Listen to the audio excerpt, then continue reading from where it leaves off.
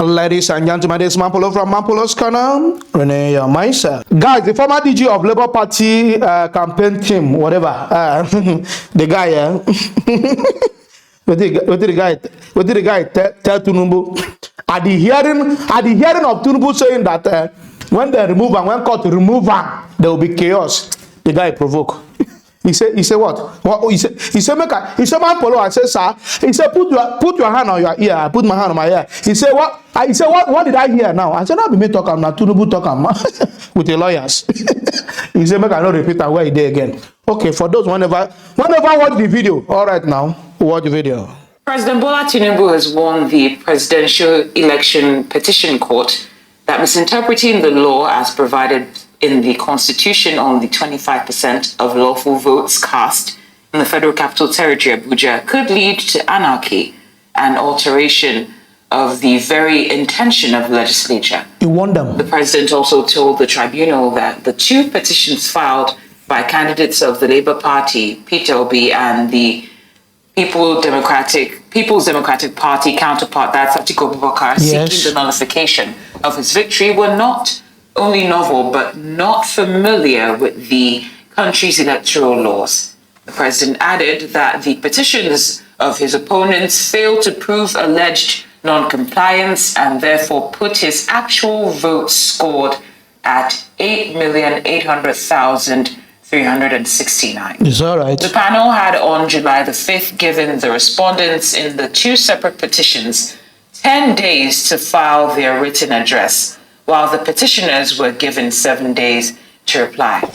Joining us to speak on this development that has become a bit of a hard nut to crack is the Director General of the Peter Obi Campaign Organization, Mr. Akin Oshuntokum.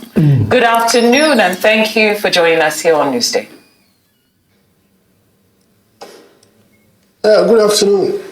Great. So we've seen reports regarding the response by Labour Party, based on this anarchy statement, that there won't be any anarchy if the current president is removed by the courts. Do you care to buttress on that point? So why should there be anarchy? Nigeria is a country governed by rule of law. And it's under the rule, if there's going to be a judgment that will not favor any candidate, even if he's the president, that shouldn't result in anarchy. No. Or want to have a different definition of how a country should be governed. Look, so I don't even want. Let me go back to that. Are you saying that any pronouncement or judgment of the court, so long as it does not go in one direction, that can result in anarchy? Yes. That is not logical to me. I don't know why anybody will say that. You want to predetermine what the judge should say? Yes. Right? But that is not how a country is governed, least of all this election. Because you are powerful. That we are talking about. We are saying that if something is fraudulent and the judge is so determined and they say, okay, this thing is fraudulent, we will say that it can result in anarchy. That judgment can result in anarchy. It doesn't make any sense to me. It's all right. Okay, so besides warning about, it leading to absurdity, chaos, anarchy, like you've said, and of course the alteration of the intention of the very intention of the legislature, he also said that the two petitions filed by your candidate, Mr. Peter Obi, and the People's Democratic Party counterpart, Atiku Abubakar, seeking the nullification of his victory, was not only novel, but shows that you are not familiar with the country's electoral laws. What is your response to this? Jesus. Now let me read what he said. The lawyer that said that. It was wrong for the petitioners to inch their grouse on the electronic transmission of votes when INEC's electoral laws also contemplated manual transfer of votes as an option. This is what their lawyer has said.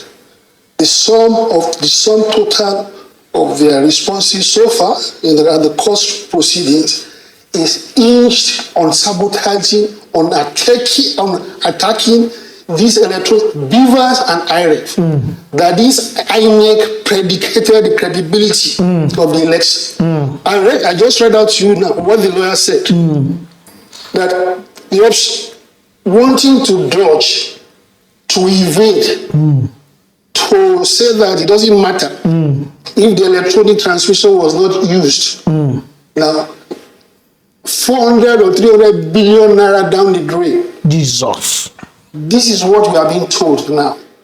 Now, when you are told that what is in this statement, those people who contracted these electronic transmission devices, who of course sworn by everyone asked that it's going to be the best history in the country. If it did not perform, it's like wedding a bride or a bridegroom not coming to the church on the day of his wedding. And you say that all is well. I'll show you.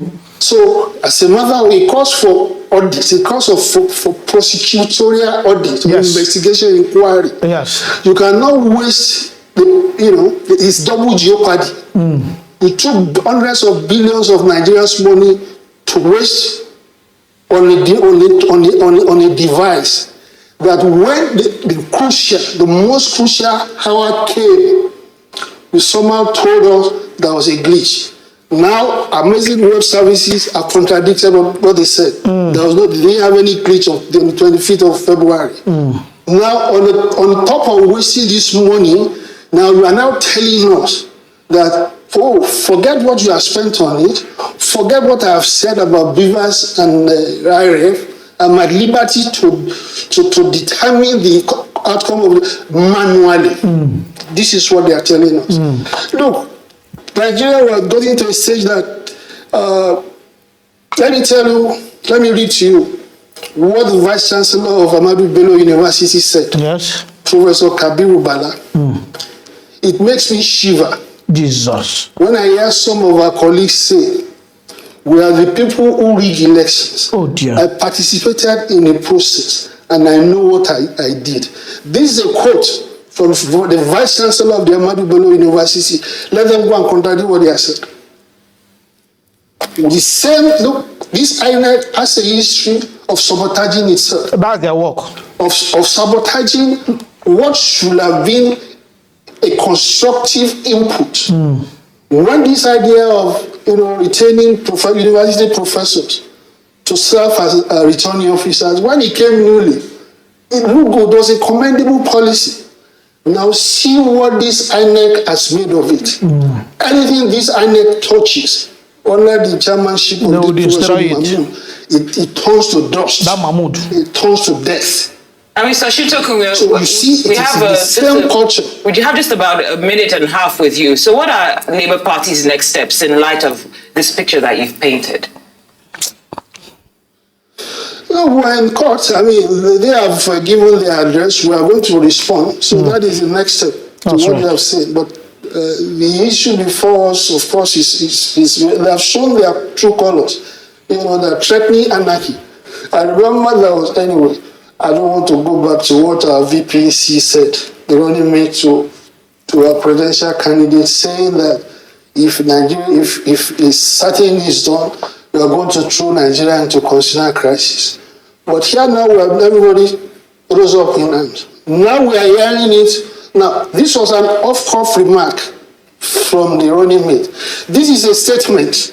This is a statement, adopted statement, before the court, under oath, that we are being told that a judgment, a potential judgment of the court will result in anarchy and chaos. I've had several interpretations, so I don't know what you think we should make of that. You see, the point is, during the hearings, right, the INEC called two witnesses. The two of them very low down in the hierarchy of INEC officers. Oh dear. Given the significance of this election that attracted so much attention, hope, from Nigeria and the international community, why wouldn't you think that the chairman of INEC would seize this opportunity to come before the court, to seize the moment, to give an account of everything that has happened. On the contrary, none of them showed up. Not the chairman, even when he was subpoenaed, not the chairman, not Mr. Okoye, the director of affairs, not the director of ICT, to come and explain to us what happened with the ICT.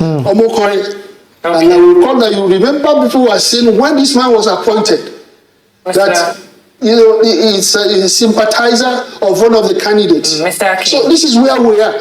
When I don't see the video, the guy say which heaven won't fall. So if they give order, say win the election or he do mago, they go remove him. No chaos. He said nothing will happen. No chaos that will happen. He said that they wait for order from court only. They wait for court. He said they make this pronouncement, Tinubu, people are doing their own plan waiting for you. You don't know? We don't wait for the only people when hold us now when be like say now them be God now for Nigeria now the judges. One won't pronounce one or two. Now they would wait for nothing. Now they hold the future of Nigeria. I know they even beg them or make them pronounce in favor of Peter Obi. You know, consign me. People won't vote this government, won't vote Tinubu already. They don't benefit the benefit now. They are inheriting the benefit. They are reaping the fruit of their labor. What you consign me? You consign me? Listen. When I want to be judged one day there. I know the background make do in favor of Peter Obi because all of una go still reap the benefit. You know that country. Are you people normal? Do I care? Do I care your judgment? I don't care your judgment. Tinubu will rule and finish his economic policies will not affect me. I not tell you before. What you concern me? So if you not like, no, if you not see the truth, bend them. If you not see light, bend them. If you not see black, call them white. If you not see white, call them black. It's not my problem. Anybody who not like, make una pronounce say. The time when I even worry about myself, if na me be Peter myself, I go just say no. The court make una forget about that. Say make this Tinubu continue, so that people when say that Jagaba and the vote, then make them suffer until the end 8 years.